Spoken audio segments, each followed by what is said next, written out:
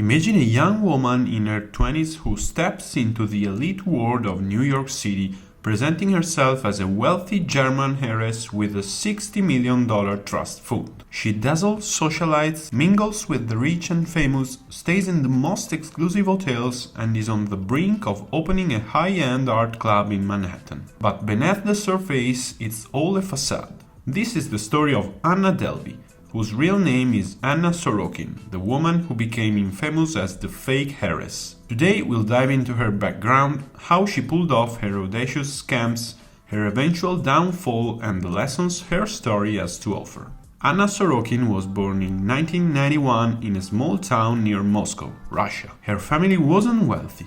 Her father worked as a truck driver and her mother was a homemaker. In 2007, the family moved to Germany in search of better opportunities. By all accounts, Anna's upbringing was ordinary. But Anna was anything but ordinary. After finishing high school, she moved to London to attend Central St. Martin's, a prestigious art school, though she quickly dropped out. She later relocated to Paris, working briefly for a fashion magazine called Purple. It was during her time in Paris that Anna began cultivating the persona of Anna Delvey, a glamorous, wealthy German heiress. Anna moved to New York City in 2013, armed with her newly invented identity. She claimed her family was incredibly wealthy, with a trust fund that allowed her to live extravagantly. She became a regular at high-end restaurants, fashion events, and art galleries, quickly blending into the city's elite. But Anna wasn't just spending her wealth.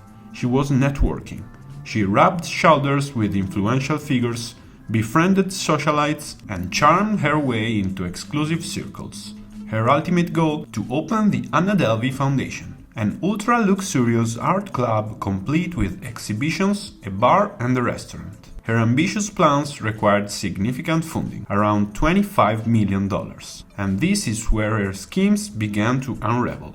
Anna's ability to deceive was rooted in her incredible confidence. She would talk her way into five-star hotels, live there for weeks without paying, and charm hotel staff into ignoring overdue bills. She forged financial documents, pretended to have wire transfers in progress, and even convinced the bank to grant her a $100,000 loan. One of her most famous scams involved an extravagant trip to Morocco with friends, where she stayed at a luxurious villa and racked up a $62,000 bill. When the time came to pay, Anna claimed her credit cards weren't working and persuaded her friend to cover the cost, promising to reimburse her later, a promise she never fulfilled. Anna's web of lies began to crumble in 2017 when hotels, restaurants, and individuals started demanding payment. She was eventually arrested after attempting to dine and dash at a New York restaurant. Her arrest triggered an investigation that uncovered years of fraudulent activity. In her trial, prosecutors painted her as a cold-hearted con artist who took advantage of people's trust and generosity. In 2019, Anna was convicted on multiple charges, including theft of services and grand larceny. She was sentenced to 4 to 12 years in prison, but was released on good behavior after serving just under 4 years. The story of Anna Delvey gained international fame after The Cut published an article detailing her scams. In 2022, Netflix released Inventing Anna, a dramatized series about her life. The show reignited interest in her story, turning Anna into a pop culture phenomenon. Interestingly, Anna seemed to embrace her notoriety. After her release from prison, she capitalized on her fame, giving interviews, selling her artwork, and even planning a reality show. But not everyone sees her as a harmless anti-hero. Many view her as a symbol of greed, deceit, and the pitfalls of chasing wealth at any cost. A key question remains: how did Anna convince so many people that she was a wealthy heiress? Anna understood the psychology of New York's elite. She dressed the part, wearing designer clothes and accessories. She spoke confidently about art, fashion, and travel, aligning herself with the interests of the wealthy.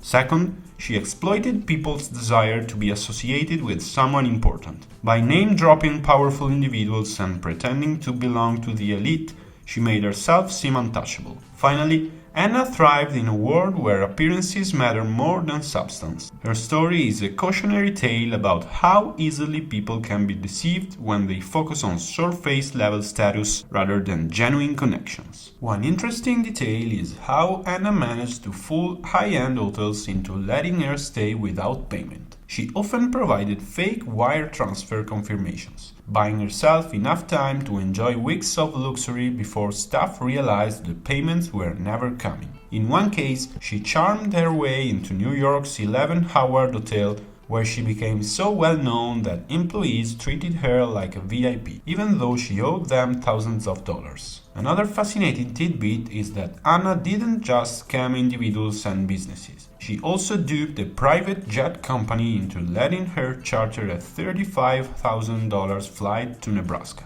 She convinced the company that she had a financial assistant who would handle the payment. But of course, the money never materialized.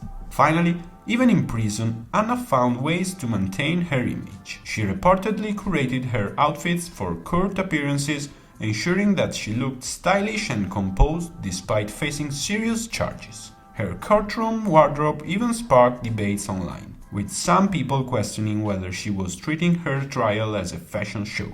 These anecdotes further illustrate how Anna's confidence and audacity played a central role in her scams, making her one of the most notorious con artists of our time.